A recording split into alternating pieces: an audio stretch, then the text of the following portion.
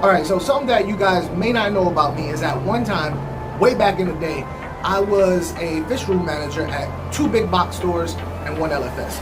And one of the questions that I used to always get from people new to the hobby is about cloudy water. And there was particularly 3 types of cloudy water. Cloudy black, cloudy green, and cloudy white. I'm going to be talking about all 3 of those types of cloudy water. I'm going to let you know what they are, why they're there, and how to take care of them for free. Alright, so it seems like every aquarium chemical manufacturer all has their own version of a water clarifier. It's a band-aid.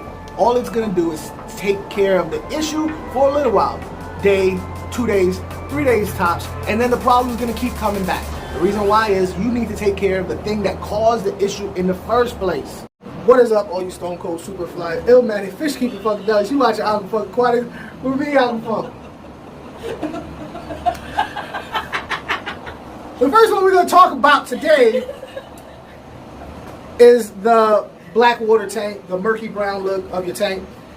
More times than not, that comes from a piece of driftwood that you put in your tank and it's releasing tannins or leaching tannins. It's the same concept of making tea.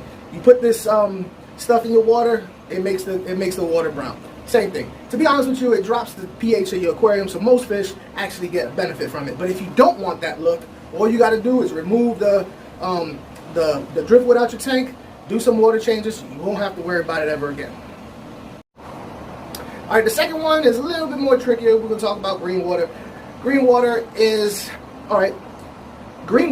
algae cells flowing in your water column, in the water, not up against the glass.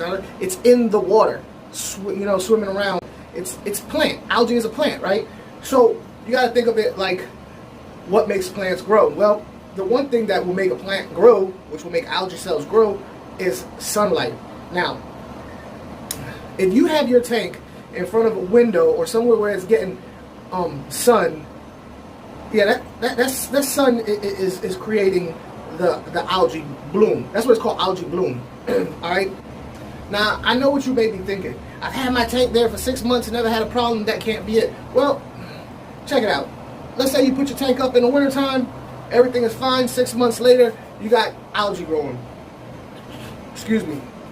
Well, that's because during the year, the earth switches kind of on its axis, and it makes the sun, move differently across your home. So where for 6 months it's been fine, well, now it's summertime and you put it up in the wintertime, and that sun is coming through the window, slapping your tank in the face. Quick fix. Put some blinds up, cut the sunlight off of your tank. Or if you've been planning on moving that tank, now would be a good time to do it. If you've been looking for a part of your house that needs a little cheering up or something, throw it there. That way it only gets the light that you provide. Speaking of the light that you provide, it could be the lights that actually you provide. If you're keeping your tank on, lights on 24/7, that's an abundance of light, plenty of light to make that algae grow. Your tank don't need, look, unless you have plants in your tank, you don't need light. The fish don't need light. The only reason why the light is there is for your purposes, so you can view all your pretty little fishy swimming around. Fish don't care. They don't care. So what you can do is, the best solution for this is to put your lights on a timer. Only have it on for 6 to 8 hours a day max. And only put them on when you're home. There's no reason for you to have the lights going when you're not home. You're just growing algae while you're at work. Okay, so that's why the algae bloom has occurred. How are you going to fix this? Well, I personally like the 48-hour or whatever people call it, 48-hour, 3-day, 4-day blackout method. Real simple to do. You put a black sheet over your tank, and you turn off all the lights, and you let it sit there for 3 or 4 days. Do not feed your tank. Do not turn the lights on. Just have the filters running. When you pull the tank off in 3 or 4 days, your water will be clear because you have killed the light source for this algae. Now, what you're going to want to do after that is you want to do a water change, because all those dead algae cells could possibly cause you to have an imbalance, which we will talk about next. But going forward, you want to look at your water parameters also. Algae plants, they thrive off of phosphate and nitrates. Now, nitrates is naturally occurring. Phosphates is put in there. Sometimes you'll have phosphates in your tap water. if you have a planted tank and you're dosing, well, you're feeding the plants and you're feeding the algae bloom. So you might want to ease up on the dosing. You can do one thing. Pothos plant is a plant you get from Home Depot. You put the roots in the water. What that plant does is that eats up nitrates and phosphates so that those algae cells won't have any food to grow. Now, that does not mean you don't do water changes. You still got to do the water changes to keep the nitrates down as much as possible. But that's one way to help. And you won't have to really worry about algae blooms again, unless somebody puts a skylight right on top of your tank. Ammonia spike. All right. Now this one is a little bit more tricky because it can be a sign of something wrong. Actually, no. It is a sign of something wrong. What an ammonia spike is, when you see that white cloudy water. All right. Most people, when they set up their aquarium, they set it up and they put a little bit of, this is before they put fish in, they set it up, starting the nitrogen cycle. I'm not going to talk about that right now. That'll be on another video. But you set up your aquarium, you put some food in there, the water turns murky, white, and then it goes away. What it is you're throwing your balance off, and then you're letting it balance out. Now, with an established aquarium, if you have white, murky, white, milky, whatever you want to call it, water, you have an imbalance. Something has changed. You've either added new fish to the tank. Someone accidentally fed way too much food to the tank.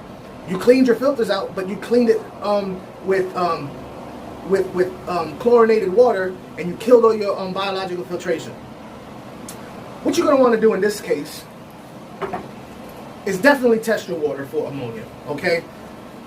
Now, I would say in some cases, now people do things differently, and this is a hard one because you really have to watch your fish. If your fish are up gulping for air, yeah, that ammonia is way too high and your fish are suffocating because they can't get no air because of the ammonia in the water.